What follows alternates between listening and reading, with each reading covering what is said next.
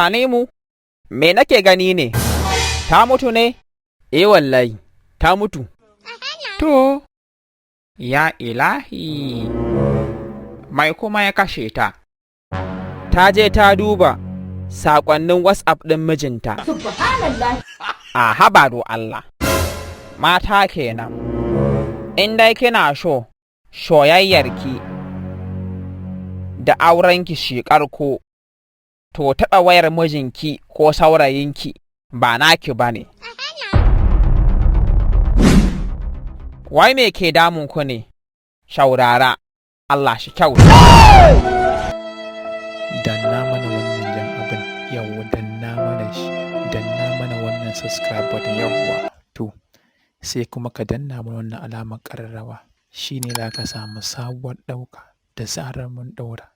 Yawwa, ko kai fa, godiya muke sosai, don da ku muke alfahari.